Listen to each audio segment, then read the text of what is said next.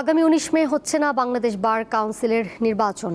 এ নিয়ে আইনমন্ত্রী বৃহস্পতিবার সংসদে জানান, বিভিন্ন বার অ্যাসোসিয়েশনের অনুরোধ এবং আসন্ন ঢাকা বার নির্বাচনের কারণে বার কাউন্সিলের নির্বাচন পেছানো হয়েছে।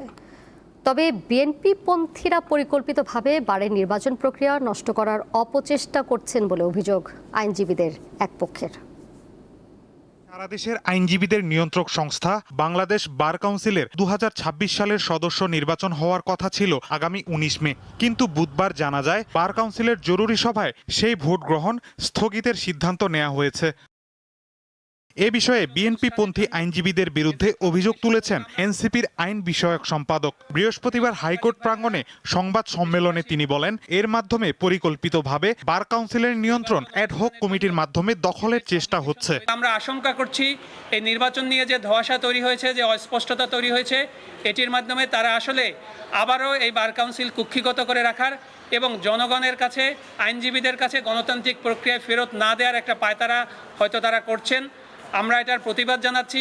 জাতীয় সংসদেও এ নিয়ে আলোচনা হয়। রংপুর ৪ আসনের সংসদ সদস্য আক্তার হোসেন পয়েন্ট অফ অর্ডারে রাখা বক্তব্যে নির্বাচন স্থগিতের পেছনে রাজনৈতিক উদ্দেশ্য আছে কিনা এমন প্রশ্ন তোলেন। সেই আটক কমিটি থেকে একটা গণতান্ত্রিক যাত্রায় উত্তরণের জন্য একটা নির্বাচনের সময়সীমা ঘোষণা করা হয়েছিল যে ১৯ মেতে নির্বাচনটা অনুষ্ঠিত হবে, কিন্তু গতকাল মধ্যরাতে হঠাৎ করেই সেই নির্বাচনটা স্থগিত ঘোষণা করা হলো। সরকার দলের তরফ থেকে জ্বালানি সংকট নেই এই কথা বলা হয়, আবার সরকারি যে একটা প্রতিষ্ঠান তারা নির্বাচন স্থগিত করছে জ্বালানি সংকটের কথা বলে। এই জায়গাটাতে একটা সিদ্ধান্ত আসা প্রয়োজন।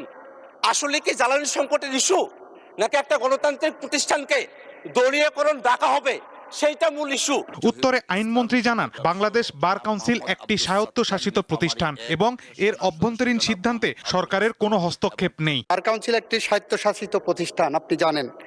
তারা স্বকীয়ভাবে স্বাধীনভাবে সিদ্ধান্ত নেন। মাননীয় স্পিকার, বার কাউন্সিলের উনি যে কথাটা বললেন জ্বালানি মন্ত্রণালয়কে টেনে এনে শুধুমাত্র একটা কারণে, সেই প্রেস রিলিজ আমিও পড়েছি, আমার নোটিশও এসেছে। উনি যে জিনিসটা বলেননি সেটা হলো ঢাকা বার সহ বেশ কয়েকটি বার অ্যাসোসিয়েশন থেকে বার কাউন্সিলের কাছে অনুরোধ এসেছে এবং বার কাউন্সিল একটি সংবিধিবদ্ধ সংস্থা হিসাবে বিভিন্ন বার অ্যাসোসিয়েশনের সেই অনুরোধটাও রক্ষা করেছেন। ফলে এই পার্টটা কিন্তু উনি বলেননি। আইনজীবীদের দাবি ছিল বিভিন্ন বার অ্যাসোসিয়েশন, ঢাকা বার হলো বলা হয় এশিয়ার মধ্যে সবচেয়ে বৃহত্তর বার, যেখানে ২২,০০০-এর উপরে লয়া আছে। সেই কারণে সেখানে আমরা কোনো হস্তক্ষেপ করিনি। আমরা চাই ওনার মতোই যে বার কাউন্সিলের একটি স্বাভাবিক নির্বাচন প্রক্রিয়া এগিয়ে যাক। ২০২৪ সালের ৫ আগস্ট রাজনৈতিক পট পরিবর্তনের পর থেকে অ্যাডহক কমিটির মাধ্যমে বাংলাদেশ বার কাউন্সিলের যাবতীয় কার্যক্রম পরিচালিত হয়ে আসছে। মাহিদুর রহমান, দীপ্ত সংবাদ, ঢাকা।